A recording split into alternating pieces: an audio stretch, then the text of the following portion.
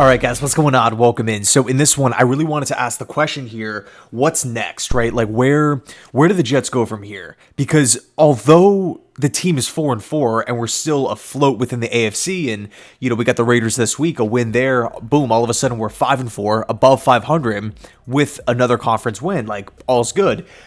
But man, like in back-to-back weeks, right, against the Giants and a couple days ago against the Chargers, it's like it does kind of feel like the sky is falling. You're watching these Saleh press conferences. You're at least for me, I can't speak for everybody here, but at least for me, I am just like, it's getting to the point where it does remind me a little bit of Todd Bowles with how the offensive side of the football is handled.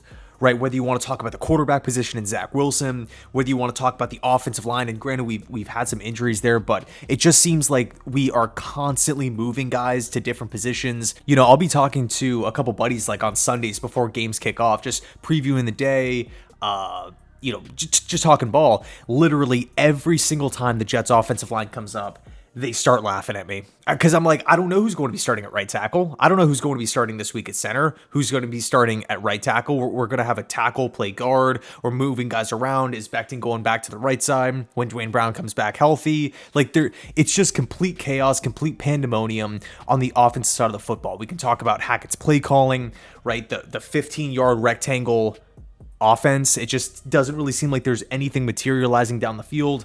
You can make an argument we don't have the personnel to do that, but even though when we had McCall Hardman, the fastest player on the team, the most explosive player on the team, the best deep threat on the team, he didn't even get into the game for some reason, which is still, I'm still dumbfounded by that. I know Xavier Gipson has, emerged on the scene, and I love Gipson a lot. Really, really pulling for him, but it's not like we're sending him on go routes the second that McCall Hardman got traded, right? So it's still, to me, that falls back on Hackett. We're just not really utilizing that section of the field, which at the end of the day, if you break up, if you're looking at the defense, there's really three phases. There's the short passing attack, the intermediate game, and then the deep ball. If we aren't even doing the deep section, safeties are playing up on their toes. Defensive coordinators know that. They can pin their ears back and go. And it also seems too like there's a lack of accountability offensively.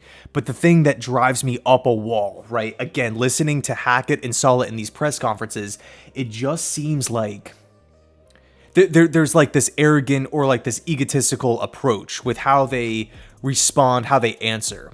Right, before we dive into this, let me just read off some numbers for a second. 30th. The Jets are 30th in the NFL in points per game at 16.5. They're 31st in the NFL in yards per game at 272. Last in football on third downs, converting 22% of the time. The next closest team is the Cleveland Browns at 31%. That is a huge difference, a huge gap there. And keep in mind, the teams at the top, like teams that are, 1 through 5, it's not like they're converting 80, 70% of the time. It's around the 50s. So for the Jets to be down at 22%, just above 22% is like, that is bottom of the barrel. Absolutely horrible.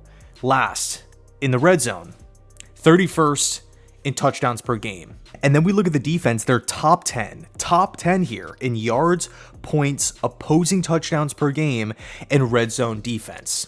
So in the grand scheme of things, we're 4-4, we're 500. We have a great defense, we have a great special teams unit, but one of, if not the worst offense in football. So when you take a step back and really tie everything together, right, when everything comes full circle, listening to Saleh and Hackett in the press conferences just have this, they have this approach where it just seems like they're answering questions with the mindset of, no, we know what we're doing. We're doing everything right. We're maximizing this roster. Nobody's really going to question us, and we're doing what we can. And we're not going to change anything because we are the smartest people in the room. We're okay being 32nd on third downs. That's not going to change. We're okay being the worst team in the red zone. We're okay being 31st in the National Football League in touchdowns per game. we're not going to make a change. We're not going to mix it up. We're not going to, maybe change the play caller or change the quarterback or do anything. It's just going to be status quo. And when I look at how the Jets are built, it's one thing if it was Saleh's first season or if it was Joe Douglas's first or second season, but I mean, we have to be honest. This is year 3 for Robert Saleh. The weight of the world got put on Mike LaFleur's shoulders last season, and he was, scapegoated is not the right word because there was some, red flags that LaFleur brought to the table. He was one of the reasons why the Jets fell apart last season, but he wasn't the only one. But the way the Jets kind of made it seem or sound, he was the reason. He was the reason why Zach didn't work out. He's the reason why Zach didn't develop. They didn't get along. The play calling was bad. We didn't have, consistency on the offensive line. We were literally seeing all of these same problems with a bunch of new acquisitions. Again, another draft class in the mix, a new play caller, and a new offensive staff with Keith Carter and Todd Downing. How is it possible that this offense looks the same / worse than last season? That's what's mind-boggling to me. And you would think if that was the case, you would be, throwing stuff to the wall and seeing what sticks, right? Like we have to, like, where's the sense of urgency, right? Where's the pressure? Where's the message to the locker room saying, hey, we care about everybody in here. We are trying desperately to win football games. Where's that fire, right? I feel like that intensity is just kind of missing. It's just like, it's almost like Saleh and JD have like, they just signed extensions or something like that, but it just hasn't been released to the public and they're safe for another 4 or 5 years. So like the way they're kind of approaching everything is, this 4 or 5 year plan. And there is no pressure because they aren't going to get fired. That's kind of what it feels like to me, at least. And I'm not sitting here saying like, oh, get rid of Zach Wilson and play Trevor Siemian or play Tim Boyle, and that's going to fix all the problems. But what that will do is it sends a message like, hey, you know what? This isn't working. We're not going to settle for 16.5 points per game on average. We're not going to settle for 272 yards per game. That's not good enough.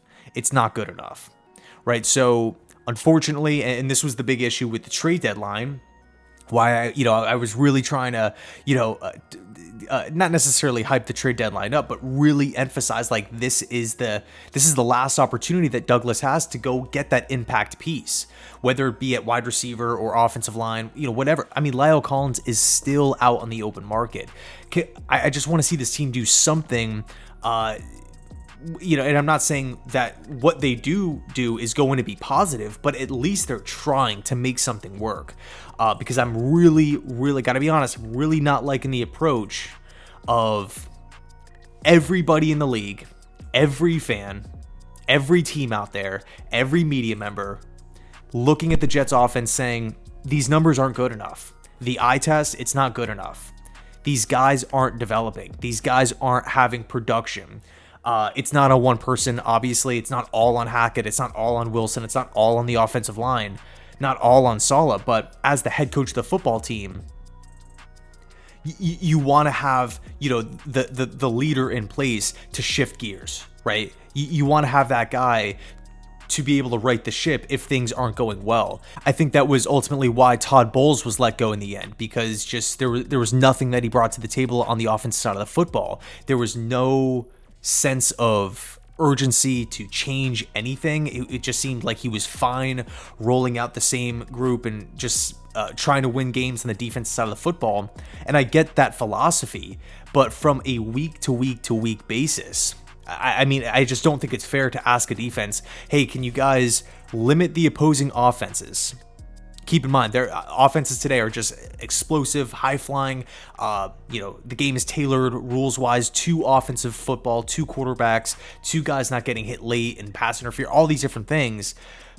We need you to hold all these different teams to 17 points a game, 13 points a game, because our offense can't score in the red zone. Our offense can't score TDs. We have to rely on 3 points, field goals from Greg Zuerlein.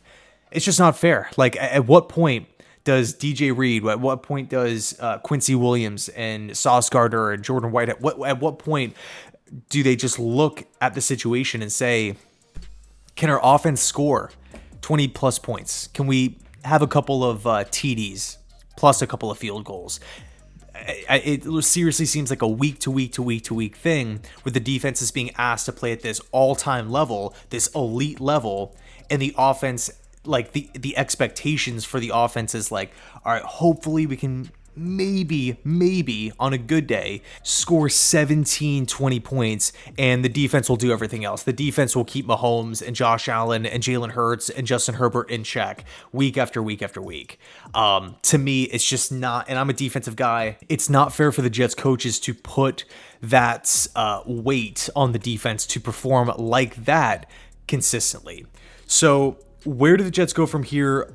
You know, I just finished up watching Saleh's press conference, and again, it doesn't seem like there's going to be any changes made. It doesn't really seem like there's, you know, a big sense of urgency to do really anything.